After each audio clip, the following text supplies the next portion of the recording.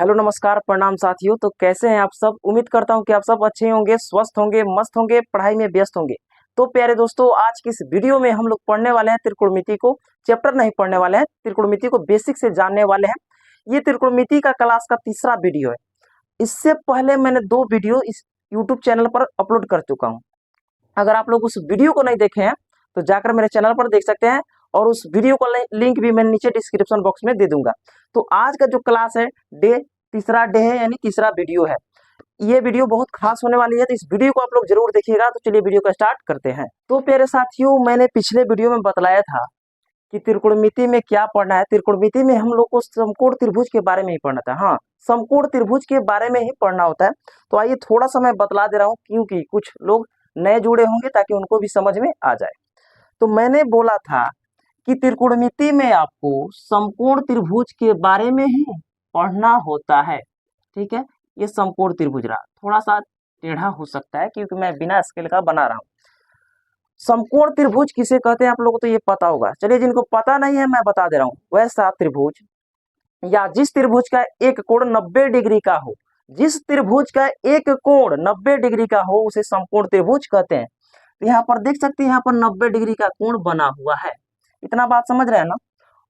एक कोण यहाँ पर है, एक कोण यहाँ पर है, और एक कोण यहाँ पर, यानी 3 कोण है। तो समकोण त्रिभुज में एक कोण तो 90 डिग्री का होता है, और बच गया ये दोनों कोण। तो ये दोनों कोण क्या होता है, न्यून कोण होता है। ये जो दोनों कोण होता है, ये 90 डिग्री से ये छोटा होता है। ये 90 डिग्री से छोटा होगा, और ये भी 90 डिग्री से छोटा होगा, लेकिन इन दोनों को जोड़ने पर 90 डिग्री होना चाहिए। 90 डिग्री ये, और इन दोनों को जोड़ने पर 90 डिग्री होना चाहिए, यानी 90 90 180 डिग्री। क्योंकि त्रिभुज के अंतः कोणों का योग, यानी अंदर के कोणों का योग 180 डिग्री होता है। ये चीज आपको मालूम होना चाहिए। ठीक है, चलिए इतना बात आप लोग समझ गए। मैं आपको एक बात बतलाना चाहूंगा। मैंने पिछले भी वीडियो में मैंने चर्चा किया था बहुत विस्तार से, उस वीडियो को जरूर देखिएगा आप लोग। 90 डिग्री के सामने वाला भुजा, 90 डिग्री के सामने कौन भुजा, ये भुजा।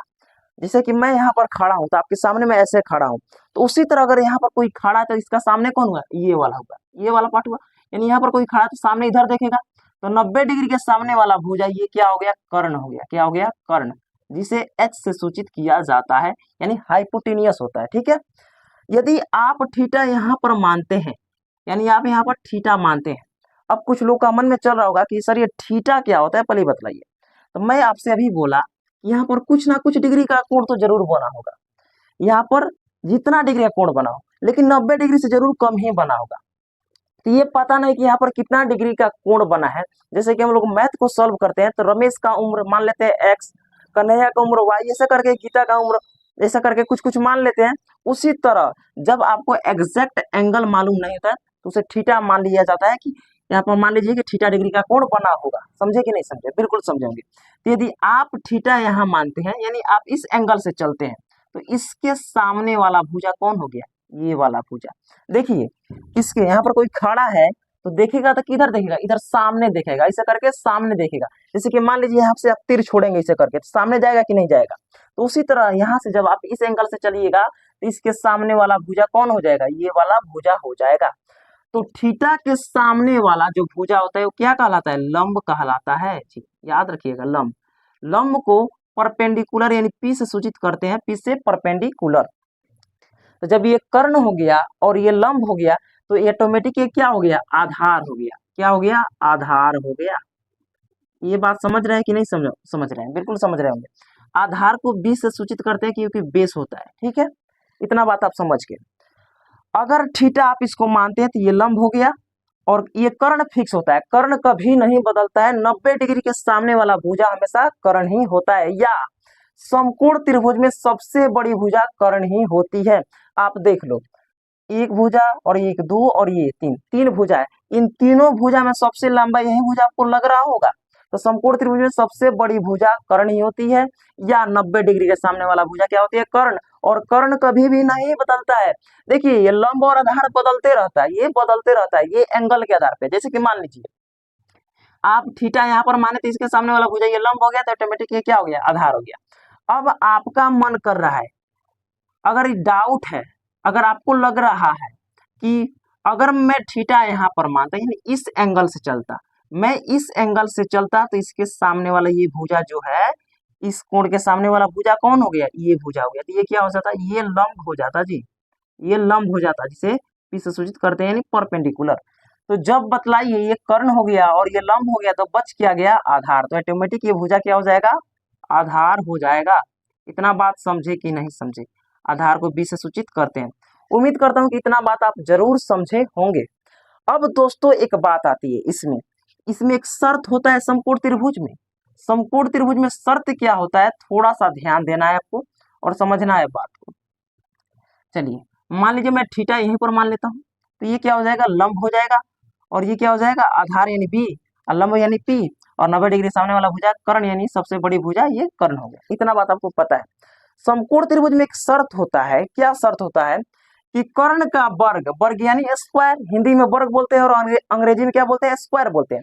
इस कर्ण का वर्ग हमेशा बराबर होता है इन दोनों छोटी भुजा के वर्गों के योग के बराबर। यानी कहने का मतलब हुआ, यदि आप कर्ण का वर्ग कर दिए, कर्ण का वर्ग करने से जितना आंसर आ रहा है, जितना उत्तर मिल रहा है, हमेशा कर्ण का वर्ग जो है इन दोनों छोटी भुजा का स्क्वायर करके जब जोड़ेंगे तो इसके स्क्वायर के बराबर आना चाहिए।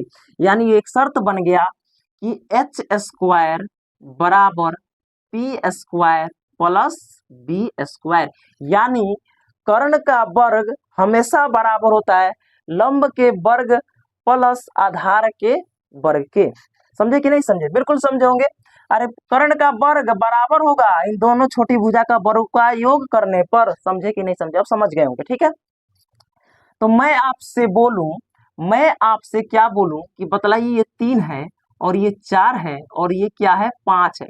बतलाइए 3 4 5 क्या ये समकोण त्रिभुज के भुजा है। तो हम कहेंगे 3 4 5 समकोण त्रिभुज की भुजा है कि नहीं है, ये तो पता चलेगा अगर इस शर्त को पूरा कर देगा ये, तब हम कह सकते हैं कि समकोण त्रिभुज का भुजा है। यदि इस शर्त का पालन नहीं करता है, यानी इस शर्त का पालन ये नहीं करता है, तब कहेंगे कि समकोण त्रिभुज का भुजा नहीं है। इसको कैसे देखेंगे मैं आपको बतला रहा हूं, ध्यान दीजिएगा। अब देखिए यहाँ पर इन तीनों भुजा में आप देखिए 1 2 3 भुजा है ना, इसमें भी 1 2 3 भुजा है ना। इन तीनों भुजा को, इन मतलब कि इन तीनों संख्या को इन तीनों भुजाओं पर दर्शाइए। यानी सबसे बड़ा इसमें क्या है, 3 4 5, तो सबसे बड़ा क्या है, 5। तो इन सब में सबसे बड़ी भुजा कौन होती है, कर्ण। ये मान लीजिए 5 हो गया।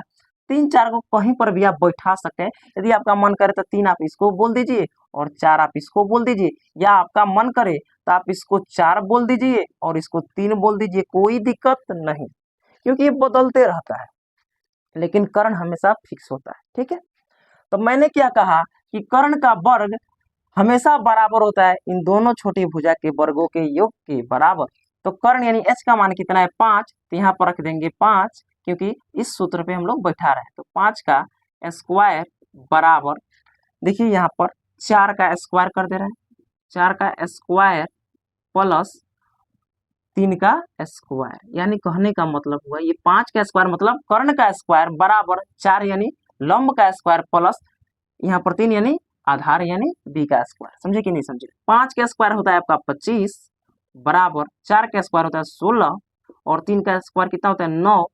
यहाँ पर देखिए 16 9 को जोड़ने पर क्या मिल गया, 25 मिल गया। समझिए 25 बराबर 16 9 25, देखिए तो बराबर आ गया कि नहीं। देखिए तो कर्ण का वर्ग एक साइड में हुआ तो 25 आया, और एक साइड में इन दोनों छोटी भुजा का वर्ग करके योग किया गया यानी जोड़ा गया तो 25 आया कि नहीं आया।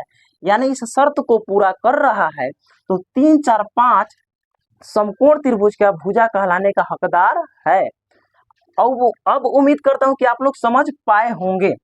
चलिए इसी पर मैं आपको एक और बात बोलना चाहूंगा। मैं बोल दूं आपसे कि 6 8 और 10, अब बतलाइए क्या ये समकोण त्रिभुज के भुजा है। तो आप कहेंगे ये बात है, ठीक है कोई बात नहीं। आप देखिए इसमें सबसे बड़ी भुजा क्या है, 10। तो सबसे बड़ी मतलब कि सबसे बड़ा कौन है, 10। तो सबसे बड़ी भुजा ये 10 हो जाएगा, ठीक है, क्योंकि कर्ण बड़ा होता है तो इसके पास बड़ा वाला संख्या चला जाएगा। 6 और 8 बच गया, तो कहीं पर भी 6 8 बैठा सकते हैं। चलिए इसको 6 दे देते हैं और इसको 8 देते हैं। समझे कि नहीं समझे, बिल्कुल समझे होंगे। अब इसको मिटाते हैं और देखते हैं शर्त पूरा कर रहा है कि नहीं कर रहा है। मैंने क्या कहा, सबसे बड़ी भुजा का वर्ग एक साइड में करेंगे, तो 10 का वर्ग यहाँ पर कर देंगे बराबर लंब का स्क्वायर, तो लंब कितना है 6, तो 6 का स्क्वायर प्लस आधार कितना है 8, तो 8 का स्क्वायर करेंगे। 10 का स्क्वायर आपका होता है 100 बराबर 6 का स्क्वायर होता है 36 प्लस 8 का स्क्वायर होता है 64। और देखिए 36 64 को जोड़ने पर 100 मिल जा रहा है, यानी 100 बराबर 36 64 कितना हो गया 100। यानी देखिए तो बड़ी भुजा का वर्ग एक साइड में किए और दोनों छोटी भुजा का वर्ग करके योग किए, तो इसके कर्ण के बराबर आ गया। यानी ये 6 8 10 ये समकोण त्रिभुज के भुजा कहलाने का हकदार है। बात को इतना समझ गए। यदि इस शर्त को पूरा नहीं करता है तो समकोण त्रिभुज का भुजा नहीं होता। एग्जाम्पल के तौर पर एक और ले लेते हैं, एक और समझते हैं, लास्ट है ये, उसके बाद आगे बढ़ेंगे। आगे की जो बात है आपको हम बतलाएंगे। मैं आपसे बोल दूं कि 5 8 और मान लीजिए 9, अब बतलाओ क्या ये समकोण त्रिभुज के भुजा है? तो आप कहेंगे इससे बात है, ठीक है कोई बात नहीं। तो मैंने क्या कहा कि 9 सबसे बड़ी भुजा है, इसको मिटा देते हैं, ठीक है 9, ये 9 सबसे बड़ी भुजा यानी कर्ण होना चाहिए, तो इसको कर्ण मान लेंगे। यानी 9 का स्क्वायर एक साइड में करेंगे बराबर इन दोनों छोटी भुजा का वर्ग करके योग कर देंगे एक साइड में। तो मान लीजिए 8 का स्क्वायर कर देते हैं प्लस ये भी इसी को मान लेते हैं 5 का स्क्वायर। 9 का स्क्वायर आपका होता है 81 बराबर 8 का स्क्वायर आपका होता है 64 प्लस 5 का स्क्वायर आपका होता है 25। अब बतलाइए 81 आ गया और यहाँ पर 64 25 को जोड़ने पर 81 आएगा क्या? नहीं आएगा। देखिए 81 बराबर 5 4 9 और 6 2 8, यहाँ पर आ गया 89। यानी ये शर्त को पूरा नहीं कर रहा है, ये बराबर आपस में नहीं है, तो ये समकोण त्रिभुज का भुजा कहलाने का हकदार नहीं है। ये बात अब आप लोग अच्छा से समझ गए होंगे। आप लोग को समकोण त्रिभुज के भुजा चिन्हने में कोई भी दिक्कत नहीं होगी। अब जब इतना आप समझ गए हैं ना, तो चलिए मैं आगे आपको कुछ बतलाने वाला हूँ, बहुत इंपॉर्टेंट जानकारी देने वाला हूँ। तो इसको मैं मिटा दे रहा हूँ। अभी मैंने आपको अभी बतलाया कि कर्ण का, यहाँ पर कर्ण का वर्ग यानी एच का वर्ग यानी एच स्क्वायर बराबर होता है P square plus B square, यही तो होता है, मैंने यही तो आपको बतलाया है। इसी का नाम दिया गया पाइथागोरस परिमेय। पाइथागोरस परिमेय याद रखिएगा, पाइथागोरस, पाइथागोरस प्रमेय, पाइथागोरस प्रमेय, या आप इसे कह सकते हैं पाइथागोरस त्रिक। पाइथागोरस त्रिक क्यों कह सकते हैं? क्योंकि समकोण त्रिभुज में 3 ही भुजा होते हैं। और आपसे जब सवाल पूछेगा तो अभी बता दे रहा हूँ आपको, यहाँ पर देख लीजिए समकोण त्रिभुज बना दे रहा हूँ ताकि आपको कोई डाउट न रहे। ये समकोण त्रिभुज है जी, आपको इन तीनों भुजा में से 1 2 ये और ये 3 भुजा है, इन तीनों भुजा में से आपको कोई 2 भुजा दे देगा। इन तीनों भुजा में से आपको कोई 2 भुजा दे देगा और तीसरा भुजा आपसे पूछ देगा। यानी कहने का मतलब ये हुआ कि आपसे मान लीजिए ये 3 है और ये 4 है, इस भुजा का लंबाई 3 है और इस भुजा का लंबाई 4 है, तो कहेगा कि आप इस भुजा का लंबाई बतला दो क्या होगा। या आपसे कहेगा कि ये 4 है और ये 5 है, इस भुजा का लंबाई क्या होगा तो बतला दो। यानी कहीं से भी आपको इस समकोण त्रिभुज में 2 भुजा दे देगा और तीसरा भुजा आपसे पूछ देगा। तो कैसे निकालेंगे? दिक्कत यही है, दिक्कत आपको नहीं होगा यदि आप लोग वीडियो में बने रहिएगा। तो एक एक छोटा छोटा पॉइंट भी मैं आपको बतलाऊंगा ताकि आप लोग को कोई भी दिक्कत न हो। और टेंशन मत लीजिए, सवाल को आप हलवा की तरह नहीं सेवई की तरफ आप पी जाइएगा, टेंशन मत लीजिए। हाँ मैं तो आपको कोई टेंशन लेने की जरूरत नहीं है। अब देखिए यहाँ पर यही चीज मैं आपको बतलाने वाला हूँ, थोड़ा सा सब्र रखिए। अब यहाँ पर मान लीजिए, अब इसको कैसे होगा, तो हम लोग इसी सूत्र का प्रयोग करेंगे और आराम से हो जाएगा, ठीक है। अब इसको थोड़ा सा मिटाते हैं। आप लोग तो समझ गए कि पाइथागोरस परिमेय इसी का नाम है। अब देखिए इस सूत्र को अभी फिलहाल में रहने दे रहे हैं ताकि इसका अभी हम लोग को जरूरत पड़ेगा, ठीक है। इस सूत्र को यहाँ पर रहने देते हैं, अभी नहीं मिटाएंगे इसको। चलिए ये तो आप लोग को याद हो गया होगा, ये बात मुझको मालूम है अच्छी तरह से। अब यहाँ पर देखिए मैं एक समकोण त्रिभुज बना दे रहा हूँ। यहाँ पर ये एक समकोण त्रिभुज मैं बना रहा हूँ, थोड़ा ध्यान देकर समझिएगा, ठीक है। चलिए यहाँ पर 90 डिग्री का कोण है यानी 90 डिग्री कोण है। 90 डिग्री के सामने वाला भुजा कर्ण, 90 डिग्री सामने वाला भुजा कर्ण, और यदि थीटा आप यहाँ मानते हैं तो ये लंब और ये आधार, ठीक है। चलिए मैं आपसे कह रहा हूँ ये भुजा जो है ये 3 है और ये 4 है, तो इस भुजा की लंबाई बतला दो। ठीक है, तो मान लीजिए थीटा यहीं पर मान ले रहा है, इसी एंगल से ये चल रहा है, कोई दिक्कत नहीं। तो ये लंब हो जाएगा और ये आधार हो जाएगा और ये क्या हो जाएगा, ये कर्ण हो जाएगा। यानी आपसे पूछा क्या जा रहा है, तो कर्ण पूछा जा रहा है, इस बात को ध्यान रखिएगा। चलिए, तो अब यहाँ पर ध्यान दीजिए, यहाँ पर पी का मान आपको कितना दिया है, यानी लंब कितना, ये भुजा लंबे ना है, तो लंब कितना दिया है, 3 दिया है। ठीक है, ये जो भुजा है क्या है, आधार है, बी से सूचित करते हैं। तो ये भुजा कितना दिया है, 4 दिया है, यानी बी का मान आपको कितना दिया है, 4 दिया है।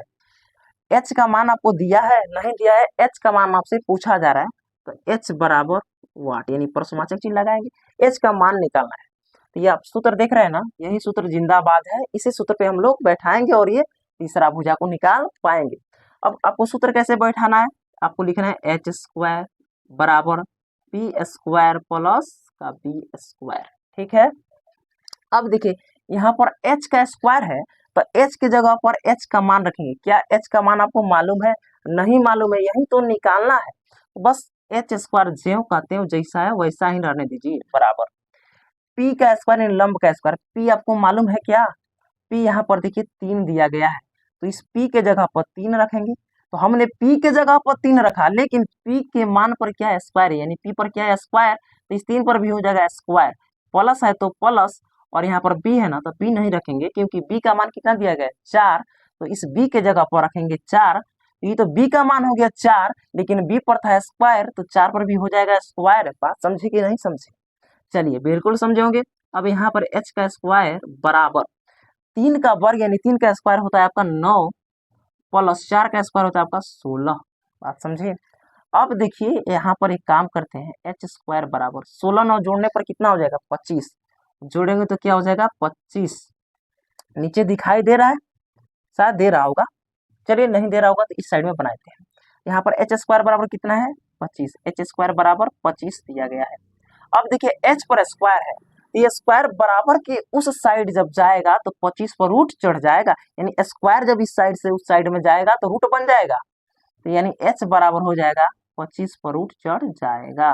ठीक है, तो h बराबर इस 25 को तोड़ेंगे तो 5 गुणा 5 मिल जाएगा। और देखिए रूट के अंदर में जब किसी संख्या का जोड़ा लग जाता है, 5 का जोड़ा लग गया ना, ये रूट से बाहर आ जाएगा, यानी h बराबर आपका हो जाएगा 5। h बराबर कितना हो जाएगा, 5, यानी h का मान अब निकल गया कितना, 5, 3 4 5। इसी तरह निकालेंगे, समझे कि नहीं समझे, बिल्कुल समझे होंगे। आप चाहे तो इसका स्क्रीनशॉट ले सकते हैं, कमेंट में जरूर बताइएगा कि समझ में आ रहा है कि नहीं आ रहा है। चलिए अब एक काम करते हैं दोस्तों, अब इसको मिटाते हैं, और देखिए अभी रुकिए, अभी जाना नहीं है, अभी बहुत कुछ बाकी है इसमें, अभी तो अब जलवा शुरू हुआ है। इससे भी आसान मैं सूत्र देने वाला हूँ, टेंशन मत लीजिए, आप लोग वीडियो में तो बने तो रहिए। आप सोच रहे हैं कि शॉर्टकट से थोड़े काम चलेगा, ऐसा थोड़े होता है, वीडियो में बने रहना पड़ेगा आपको। एक समकोण त्रिभुज दे रहा हूँ, कम से कम एक दो तो एग्जाम्पल लेना ही होगा, कम से कम 2 एग्जाम्पल लेना होगा, तब आप लोग का डाउट क्लियर होगा। यहाँ पर 90 डिग्री का एंगल है, तो 90 डिग्री सामने वाला भुजा कर्ण, बिल्कुल। यदि थीटा यहाँ पर मानेंगे तो ये लंब और ये आधार, यदि थीटा यहाँ पर मानेंगे तो ये लंब ये आधार, इतना बात आप समझ गए। यदि कहीं से भी एंगल नहीं मानते तो किसी को भी लंब आधार मान लीजिएगा, कोई दिक्कत नहीं, कर्ण फिक्स रहेगा। अब मान लीजिए मैं आपसे बोलूं, क्या बोलूं, कि चलिए ये 6 है और ये 10 है, तो ये बतलाइए इस भुजा का लंबाई क्या होगा। आप बतलाइए कि इस भुजा का लंबाई क्या होगा। चलिए मैंने क्या कहा कि 90 डिग्री के सामने वाला भुजा क्या होता है आपका, कर्ण, यानी एच, बिल्कुल। अब यहाँ पर मान लीजिए थीटा आप ये मानते थे ये पी होता, यदि थीटा आप इसको मानते थे ये पी होता, तो थीटा मान लीजिए हम कहीं नहीं माने, तो किसी को पी और बी आप मान सकते हैं, कोई दिक्कत नहीं। आप किसी को मन करे तो इसको पी मान लीजिए, इसको बी मान लीजिए, मन करे तो इसको बी मान लीजिए, इसको पी मान लीजिए, क्योंकि मैंने बताया ही नहीं किस एंगल से चलना है, तो कोई दिक्कत नहीं। ठीक है, चलिए, हाँ तो चलिए इसको ही पी मान लेते हैं और इसको बी मान लेते हैं, कोई दिक्कत नहीं, इसको ही बी मान लो, कोई दिक्कत नहीं, अच्छा लग रहा है।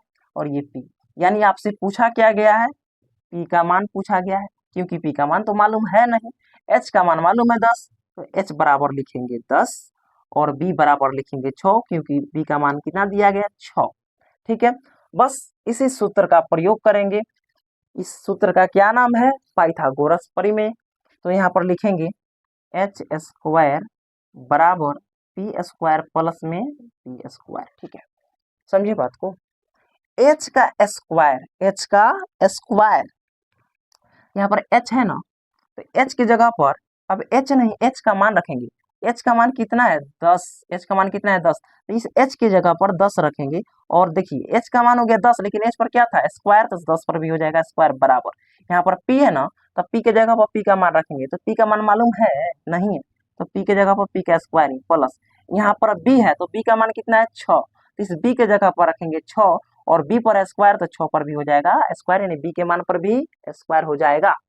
चलिए 10 का स्क्वायर आपका होता है 100 बराबर पी का स्क्वायर ही प्लस 6 का स्क्वायर आपका क्या होता है 36, बिल्कुल। चलिए अब एक काम करते हैं, इस साइड में भी संख्या है और इस साइड में भी संख्या है, तो संख्या वाले को संख्या वाले के पास भेज दे रहा है। चलिए तो यहाँ पर 100 है ना, तो इसको 100 लिखेंगे, ठीक है। अब देखिए ये प्लस का 36 है ना, बराबर के इस साइड बुला लेते हैं, तो प्लस के 36 जैसे बराबर को टपता है ना, तो अपना चिन्ह बदल देता है। तो ये प्लस का 36 जैसे बराबर के साइड में आएगा, ये प्लस का 36 हो जाएगा माइनस का 36, तो बराबर में क्या बच गया, अरे 36 को ही तो बुलाया है ना, अब पी स्क्वायर तो उधरे ना है, तो पी स्क्वायर को उधरे रहने देंगे, ठीक है। अब 100 में से 36 को जब हम लोग घटाएंगे तो कितना आ जाएगा जी 64 आ जाएगा, यानी 64 बराबर पी स्क्वायर। शायद आप लोग को नीचे दिखाई ना दे, इसलिए मैं इधर बना दे रहा हूँ। अब 64 बराबर पी स्क्वायर है ना, तो मैं चाहूं तो पी स्क्वायर बराबर 64 लिख सकता हूँ, कोई दिक्कत नहीं, उलाट पुलाट कर आप लिख सकते हैं। अरे 64 बराबर है पी स्क्वायर के, तो पी स्क्वायर भी तो बराबर होगा 64 का, इसलिए मैं लिख सकता हूँ कि पी स्क्वायर बराबर 64, कोई दिक्कत नहीं। अब पी पर स्क्वायर है तो बराबर के उस साइड स्क्वायर जाएगा तो 64 पे रूट चढ़ जाएगा, यानी पी बराबर रूट के अंदर में क्या हो जाएगा 64, और जब आप 64 को तोड़ोगे तो 8 गुणा 8 मिल जाएगा, या आप तोड़ोगे तो 2 गुणा 2 गुणा 2 गुणा ऐसे करके आपको मिलेगा 6 बार में, ठीक है। तो चलो P बराबर, अब देखिए रूट के अंदर में 8 का जोड़ा लग गया ना, तो 8 रूट से बाहर आ जाएगा, यानी P का मान कितना आ गया 8, यानी P का मान कितना आ गया आपका यहाँ पर 8 आ गया जी। इसी तरह निकालेंगे, समझे कि नहीं समझे, बिल्कुल समझे होंगे आप, इस तरह निकाला जाता है। अब देखिए इसी सूत्र से 3 सूत्र बना है कि आप शॉर्टकट निकाल सकते हैं, आप चाहो तो इस सूत्र का भी प्रयोग करके निकाल सकते हो, कोई दिक्कत नहीं, लेकिन शॉर्टकट भी बनाया गया है, आप चाहो तो निकाल सकते हो। तो इसी सूत्र से वो तीनों सूत्र बना है, कैसे बना है चलिए मैं आपको बतला दे रहा हूँ, ठीक है। आइए मैं इसको मिटा दे रहा हूँ, इतना बात तो पक्का दोस्त आप समझे होंगे, कोई दिक्कत नहीं हुआ होगा, चलो ठीक है। फिर भी अगर दिक्कत हुआ होगा तो जरूर बताइएगा, चलिए दिक्कत तो नहीं होना चाहिए अभी। अब देखिए अब इस सूत्र से कैसे 3 गो सूत्र हम बोल दिए कि निकलेगा, देखिए यहाँ पर एच स्क्वायर है ना, तो एच स्क्वायर एक बार इसी को लिख लेते हैं, ठीक है। एच स्क्वायर बराबर पी स्क्वायर प्लस में क्या है पी स्क्वायर है ना, इसी चीज को मैंने यहाँ पर लिख लिया, तो कंफ्यूज नहीं होना है। अब देखिए यहाँ पर एच पर स्क्वायर है ना, तो एच रहने देंगे बराबर, अब ये जो स्क्वायर है ना एच पर स्क्वायर है, तो बराबर के उस साइड जाएगा तो इन पर रूट चढ़ जाएगा, यानी P square plus B square है ना, तो इस पर से जो स्क्वायर हटा तो बराबर के उस साइड में यहाँ पर जाकर रूट चढ़ गया, यानी यहाँ से एक फॉर्मूला बन गया, एच का डायरेक्ट कर्ण का सूत्र बन गया, यानी कर्ण निकालना हो तो आप डायरेक्ट यहाँ से निकाल लोगे, कोई दिक्कत नहीं, ठीक है। इतना बात आप समझ पाए होंगे। अब देखिए दोस्त, अब दूसरा फॉर्मूला कैसा बनेगा, यहाँ पर एच स्क्वायर है ना, यहाँ पर एच स्क्वायर है, या एक बार लिख दे रहा हूँ, एक बार लिख दे रहा हूँ इसी को, ताकि आपको समझने में कोई दिक्कत ना हो। एच स्क्वायर बराबर P square plus B square, ठीक है। यहाँ पर देखिए एच स्क्वायर है ना, एच स्क्वायर रहने देते हैं। अब एक काम करते हैं, प्लस का बी स्क्वायर है ना, तो बराबर के इस साइड भेज देते हैं, तो प्लस का बी स्क्वायर बराबर की साइड में आएगा तो माइनस का बी स्क्वायर हो जाएगा, तो बराबर में साइड क्या बच जाएगा पी स्क्वायर। आप चाहो तो इसको नचा कर लिख सकते हो, यानी ऐसे पी स्क्वायर बराबर एच स्क्वायर माइनस में बी स्क्वायर। इतना बात समझे कि नहीं दोस्त, बताओ। ये पी पर स्क्वायर है ना, तो बराबर के उस साइड जाएगा तो इन पर क्या हो जाएगा रूट चढ़ जाएगा, यानी पी बराबर आपका हो जाएगा H square minus B square पे रूट, क्योंकि ये स्क्वायर हटा तो बराबर के साइड में रूट चढ़ गया, तो दोस्त यहाँ से ये दूसरा आपका फॉर्मूला बन गया, यानी लंब निकालने का ये फॉर्मूला सूत्र बन गया, ठीक है। चलो उसी तरह दोस्त इसी चीज को मैं यहाँ पर लिख रहा हूँ ताकि आपको कोई दिक्कत ना हो। एच स्क्वायर बराबर P square plus B square. ठीक है, इतना बात समझे कि नहीं समझे? अब देखो दोस्त, यहाँ पर एच स्क्वायर को रहने देते हैं। अब देखिए, इसमें क्या किए थे, प्लस का बी स्क्वायर भेजते हैं साइड में ना, क्योंकि पी का मान निकालना था। इस बार हमें क्या करना है, बी का मान निकालना है। तो क्या करेंगे, प्लस का ही, कुछ भी नहीं है तो इसके पीछे प्लस छुपा रहता है, ये बात ध्यान रखिएगा। ये प्लस का पी स्क्वायर जब बराबर की साइड में आएगा तो ये माइनस का पी स्क्वायर हो जाएगा दोस्त। बराबर में क्या बच गया, क्योंकि हमने पी स्क्वायर को ही बुलाया है, तो जिसको बुलाया है वो इधर आ गया, लेकिन बी स्क्वायर को नहीं बुलाया तो बराबर की साइड में ही रहेगा, तो बराबर की साइड में बी स्क्वायर। दोस्त इसी को मैं नचा कर यानी पलट कर लिख दे रहा हूँ ऐसे कि H square minus P square बराबर बी स्क्वायर है ना, तो इसी को मैं चाहूँ तो इसे भी लिख सकता हूँ कि बी स्क्वायर बराबर एच स्क्वायर माइनस में पी स्क्वायर। समझे कि नहीं समझे? बिल्कुल समझे होंगे। अब बी पर स्क्वायर है ना, बी पर स्क्वायर है तो ये बी पर जो स्क्वायर है बराबर की उस साइड जाएगा तो इन पर रूट चढ़ जाएगा, यानी H square minus P square पे रूट चढ़ जाएगा, यानी बी बराबर दोस्त हो जाएगा H square minus P square है ना, तो इस पे का जो स्क्वायर है बराबर की उस साइड गया तो क्या हो गया, रूट हो गया, यानी आपका तीसरा फॉर्मूला ये बन गया। यानी आपको अब कर्ण निकालना हो तो इस सूत्र का प्रयोग करेंगे, अगर आपको लंब निकालना हो तो इस सूत्र का प्रयोग करेंगे, यदि आपको आधार निकालना हो तो इस सूत्र का प्रयोग करेंगे। समझे कि नहीं समझे? बिल्कुल समझे होंगे। कैसे निकालना है समझा दे रहा हूँ, एक बात समझिए। अभी तो मैंने बताया लेकिन थोड़ा सा बतला दे रहा हूँ ताकि आपको दिक्कत ना हो। चलिए, मैं बोल दूं आपसे कि ये 3 है और ये 5 है, चलिए इसको मान लेते हैं ये 4 है, ठीक है। अब बतलाओ ये क्या होगा? अरे आप तो निकाल लोगे इस सूत्र की सहायता से, कोई दिक्कत नहीं दोस्त। पहले इस फॉर्मूला को समझे कैसे यूज करना है, मैं ये बात बतला रहा हूँ। तो मान लो ये थीटा, यहाँ मान लो ये 3 3 नहीं होना चाहिए, सॉरी माफ करना, यहाँ पर 4 होगा, ठीक है, गलती से मैंने लिख दिया। और थीटा आप इसको मानो तो ये हो जाएगा पी और ये आपका क्या हो जाएगा बी, यानी आपसे पूछा क्या जा रहा है, एच पूछा जा रहा है ना। तो एच पूछा जा रहा है तो डायरेक्ट अब क्या करोगे दोस्त, इस फॉर्मूला को चाहो तो यूज करके निकाल सकते हो, या डायरेक्ट देखो एच निकालने का यहाँ पर हमने बताया कि नहीं फॉर्मूला, तो एच निकालना है ना दोस्त, तो आपको देखो यहाँ पर एच निकालना है, तो आप एच लिखोगे दोस्त, और एच का सूत्र हो गया यानी कर्ण निकालने का सूत्र हो गया पी स्क्वायर यानी लंब का स्क्वायर प्लस आधार का स्क्वायर, यानी लंब का स्क्वायर और आधार का स्क्वायर जोड़ दोगे, यानी एच बराबर दोस्त हो जाएगा।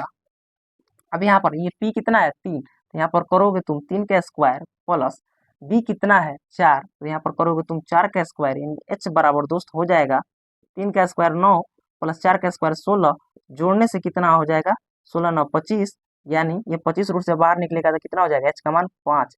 दोस्त बतलाओ तो इस सूत्र से निकला कि नहीं निकला, यानी एच का मान कितना आ गया 5। ठीक है, उसी तरह मान लो दोस्त अगर ये 5 है और ये आपसे पूछ दी, ठीक है, ये आपसे तो एच दिया है, क्या दिया है एच दिया है, और यहाँ पर पी दिया है, आपसे पूछ क्या रहा है बी पूछ रहा है, तो आप किस सूत्र का प्रयोग करोगे दोस्त, तो इस सूत्र का प्रयोग करोगे। यहाँ पर तुम डायरेक्ट क्या लिखोगे, इसको मिटा दे रहा हूँ, इसको समझ के तुम बी निकालना है तो बी वाला इस सूत्र का प्रयोग करेंगे, क्योंकि बी बराबर सूत्र क्या है दोस्त कि एच स्क्वायर में से पी स्क्वायर को घटा देना है बस रूट के अंदर में। तो बी का मान निकालना है तो बी रहेगा, रूट लगाएंगे।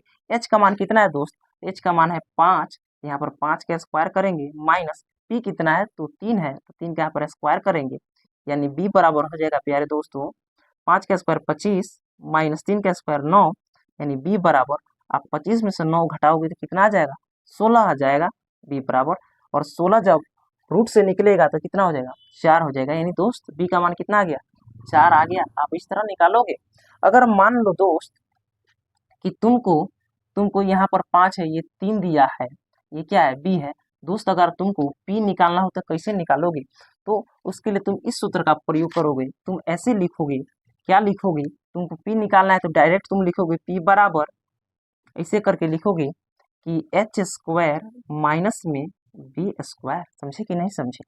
पी बराबर दोस्त लिखोगे तुम एच का स्क्वायर, एच कितना है 5, तो 5 का स्क्वायर माइनस बी कितना है 3, तो तुम लिखोगे 3 का स्क्वायर, यानी पी निकालना है तो पी बराबर 5 का स्क्वायर दोस्त होता है 25 माइनस 3 का स्क्वायर कितना होता है 9, और यहाँ पर पी बराबर अब 25 में से 9 घटाओगे तो कितना आ जाएगा 16। अब यहाँ पर दोस्त ध्यान देना, तो बी बराबर और रूट में जो 16 है बाहर निकलेगा तो कितना आ जाएगा 4, यानी पी का मान कितना आ गया 4। तो दोस्त ये आपका पी का मान हो गया 4, यानी आप चाहो तो अकेला इस सूत्र की मदद से भी निकाल लो, या ये सूत्र जो बन गया कर्ण निकालने के लिए और ये लंब निकालने के लिए और ये आधार निकालने के लिए इस सूत्र का भी तुम प्रयोग कर सकते हो। इतना बात तो आप समझे होंगे, बिल्कुल समझे होंगे।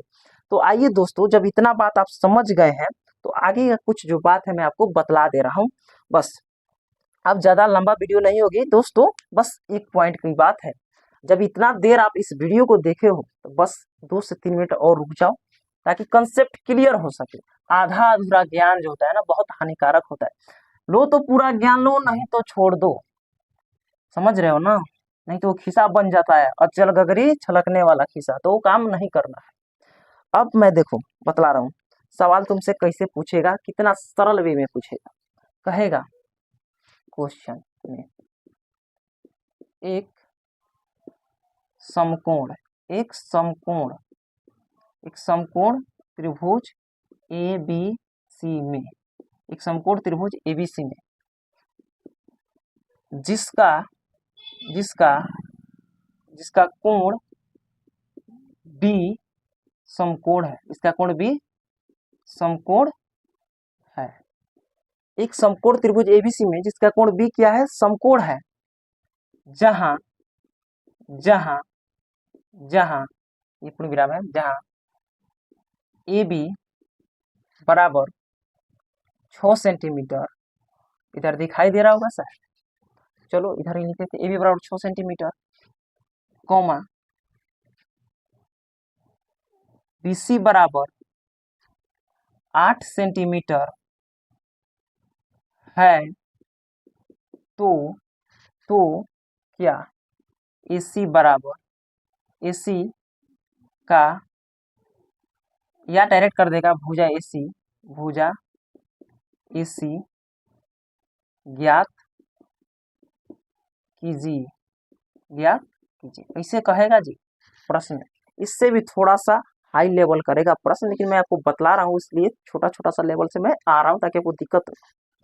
अब देखो दोस्त, प्रश्न बहुत प्यारा सा है, मियाज मस्त करने वाला ये प्रश्न है, घबराना नहीं है दोस्त। बोल रहा है कि एक समकोण त्रिभुज एबीसी में, हाँ मैंने फिर बताना चाहूंगा, मैं आपको फिर बतलाना चाहूंगा कि हम लोग को त्रिकोणमिति में समकोण त्रिभुज के बारे में ही पढ़ना है। समकोण त्रिभुज के अलावा कोई आपसे त्रिभुज पूछ ही नहीं सकता। यदि अगर कोई अलग त्रिभुज देता है तो मैं या हम या आप लोग उसे क्या करेंगे, समकोण त्रिभुज बनाएंगे। कैसे बनाएंगे वो भी आगे पता चल जाएगा, टेंशन मत लीजिए आप। एक समकोण त्रिभुज एबीसी में, तो बात पता हो गया कि एक समकोण त्रिभुज ऐसा ही होता है। अरे इसमें कोई दिक्कत है? समकोण त्रिभुज चिन्हने में कोई दिक्कत है? बच्चा भी चिन्ह जाएगा। बोले एक समकोण त्रिभुज एबीसी, तो एक समकोण त्रिभुज मैंने बना दिया, लेकिन सुनिए ठहरिए, अब इसको एबीसी ऐसे मत करके लिख दीजिए, नहीं तो गलत हो जाएगा। बात को यहीं पर पकड़ना है। एक समकोण त्रिभुज हमने बना दिया, इसका नाम एबीसी है, एबीसी हम लोग दर्शाएंगे, लेकिन घबराना नहीं है। यहाँ पर एक बात बोला गया है, जिसका कोण भी समकोण है, जिसका कोण भी समकोण है। कोण भी क्या है? कोण भी क्या है? 90 डिग्री। अरे समकोण का मतलब क्या होता है? 90 डिग्री। यानी जो कोण बी है 90 डिग्री पर है, यानी 90 डिग्री का एंगल कहाँ बना है? यहाँ पर बना है। यानी जिसका कोण बी समकोण, यानी बी पर 90 डिग्री बना हुआ है। बी समकोण कहने का मतलब हुआ, कोण बी समकोण कहने का मतलब हुआ जहां पर 90 डिग्री वहां पर बी है। बात समझ गए कि नहीं समझ? बी हो गया। त्रिभुज में क्या है? एबीसी है, तो बी तो हो गया। अब बी तो हमने बैठा दिया, यहाँ पर बच क्या गया? ए बच गया और सी। तो आपका जहां पर मन करे तहां बैठाइए, मन करता आप यहाँ पर ए मान लो और यहाँ पर सी मान लो। आपका मन करे नहीं हम यहाँ पर ए मानेंगे और यहाँ पर सी मानेंगे, तो मान लो, कोई दिक्कत नहीं, कोई दिक्कत नहीं इसमें, ठीक है। लेकिन समकोण जहां बोल रहा है, जिस कोण पे, जिस पे उसको आपको बैठाना पड़ेगा। जैसे कि बी समकोण बोला है, तो समकोण की जगह पे आपको बी ही बैठाना है। यदि आप ए को बैठाए तो सवाल तुम्हारा पूरा गलत हो जाएगा। इस बात को ध्यान देना है, ठीक है। अब बोला है कि जहां ए बी 6 सेंटीमीटर है, जहां ए बी क्या है? ए बी भुजा है। जहां ए बी कितना है? 6 सेंटीमीटर। ए बी कितना है? 6 सेंटीमीटर। तो इसको 6 सेंटीमीटर मैं लिख दे रहा हूँ ताकि कोई दिक्कत ना हो। ए बी 6 सेंटीमीटर, क्योंकि ए बी भुजा तो यही ना है, तो 6 सेंटीमीटर। अब बोल रहा है बीसी 8 सेंटीमीटर। बीसी क्या बोल रहा है? ये बीसी भुजा कौन हुआ? यही तो हुआ, बीसी भुजा यही हुआ। बीसी भुजा कितना है? 8 सेंटीमीटर। तो दोस्त 8 सेंटीमीटर आप लिख लो, ठीक है। तो भुजा एसी ज्ञात करें, यानी भुजा एसी यही ना हुआ, इसको आपको बोल रहा है कि ये निकालो तुम, यही बोल रहा है। कोई दिक्कत नहीं, एबीसी लगा दिए तो उससे घबराना थोड़े है, कोई दिक्कत नहीं है। अब देखो इसमें तुमसे नहीं बोला है कि एंगल इससे चलो या एंगल इससे चलो, तो तुम चाहो तो इन दोनों में से किसी को पी भी मान सकते हो, कोई दिक्कत नहीं। यदि तुम इसको पी मानोगे तो इसको बी मानना, ठीक है। अगर इसको तुम पी मानोगे तो इसको बी मानना। कर्ण तो एकदम फिक्स है, एच ये तो फिक्स है, ये बदलता नहीं है। समझ गए कि नहीं समझे? हाँ तो दोस्त ये एच हो गया, ये क्या हो गया एच, इसी को तुम मान लो पी। एक मिनट रुक जाओ, एक मिनट रुको, थोड़ा सा कलर चेंज करने दो। ये हो गया एच और ये हो गया पी और ये क्या हो गया पी, बस कोई दिक्कत नहीं। दोस्त तुमसे पूछा क्या जा रहा है एसी, यानी एसी भुजा कहने का मतलब एच ही तुमसे पूछा तो जा रहा है। तो अभी तो मैंने बतलाया, यहाँ पर देखो तो पी का मान कितना दिया गया है 6, यानी वास्तव में पी क्या है ए बी भुजा, ए बी भुजा ही तो पी है ना, 6 सेंटीमीटर लिखा था। चलो इसको नहीं लिखते हैं, ये मान लो ये पी जो है डायरेक्ट लिखो ना, पी बराबर 6 सेंटीमीटर, कोई दिक्कत नहीं। और बी कितना है 8 सेंटीमीटर, बी बराबर 8 सेंटीमीटर, इसे लिखो तुम, ठीक है। एच निकालना है, क्या निकालना है एच तुमको निकालना है। तो पाइथागोरस प्रमेय का सूत्र का प्रयोग करेंगे, या डायरेक्ट अभी बतलाया ना मैंने कि एच स्क्वायर बराबर P square plus B square, इस सूत्र का प्रयोग कर लो तब। या अभी मैंने बतलाया था कि एच बराबर आपका होता है, एच बराबर क्या होता है पी स्क्वायर प्लस में बी स्क्वायर, यही तो बतलाया था मैंने, यही तो बतलाया था मैंने। अब दोस्त देखो यहाँ पर एच वास्तव में क्या है, एच वास्तव में क्या है एसी है। तो पहले काम करते एच को निकाल लेंगे, उसके बाद में बन जाएगा एच बराबर पी कितना है दोस्त, पी वास्तव में यानी ए बी भुजा है, यानी पी का मान कितना है 6, यहाँ पर देखो ना पी का मान कितना है 6, यहाँ पर 6 रखेंगे, 6 का स्क्वायर कर देंगे प्लस दोस्त बी स्क्वायर है, तो बी का मान कितना है 8, देखो यहाँ पर बी का मान 8 है, यहाँ पर भी मैंने लिख दिया ताकि आपको दिक्कत ना हो, 8 का स्क्वायर। एच बराबर दोस्त यहाँ पर लिखो तुम कि 6 का स्क्वायर 36 प्लस 8 का स्क्वायर 64। अब दोस्त यहाँ पर तुम जोड़ दो इसे रूट के अंदर में, तो 36 64 हो जाते हैं 100। तो एच बराबर ये 100 रूट से बाहर निकल जाएगा, क्योंकि 10 गुणा 10 रूट के अंदर में 10 का जोड़ा लग जाएगा, तो बाहर निकलेगा तो कितना हो जाएगा 10। लेकिन रुको अभी एच बराबर 10 मत लिखो, क्योंकि एच जो ये है यही भुजाना है, तो इसको इसी यही तो है। आप इसे अरे एच बोल दो तब, इस भुजा को आप एच बोल दो तब या एसी बोल दो तब, कोई दिक्कत नहीं। अतः यहाँ पर तुम लिख देना, नीचे दिखाई दे रहा होगा कि नहीं पता नहीं, इसलिए यहाँ पर लिख दे रहा हूँ। अतः अतः एसी बराबर, एसी एच न है, अतः एसी बराबर कितना आ गया एच का मान 10, अतः एसी बराबर 10 सेंटीमीटर लगा लेना दोस्त, सेंटीमीटर आपका यही आंसर हो जाएगा। उम्मीद करता हूँ कि तुम समझ पाओगे दोस्त, अच्छा से आप लोग समझे होंगे, कोई दिक्कत परेशानी नहीं। तो दोस्तों पहले वीडियो बहुत लंबा हो चुका है, अब इसका जो पार्ट 4 है मैं लेकर आऊंगा, तो उसमें आपको मैं बतलाऊंगा कि बहुत सारे ऐसा फार्मूला है जिनका यूज त्रिकोणमिति में होता है, और शॉर्ट कट्स भी कुछ है फार्मूला जो मैं आपको ट्रिक के साथ में याद कराऊंगा। और वीडियो जब आप उस वीडियो को आप देखिएगा ना, आप इतना याद रखिए कि जैसा आज का क्लास में हम लोग गर्दा उड़ाए ना, इससे बेहद गर्दा उसमें उड़ाने वाले हैं, वो गर्दा आपके आंखों तक पहुंचेगा, टेंशन मत लीजिए, ऐसे हम लोग करने वाले हैं। उसमें चौथा वीडियो आप लोग जरूर देखिएगा, और पिछला 2 वीडियो आप लोग नहीं देखे हैं तो उसको जाकर जरूर देख लीजिएगा दोस्त। तो मिलते हैं नई वीडियो में, तब तक के लिए जय हिंद, वंदे मातरम।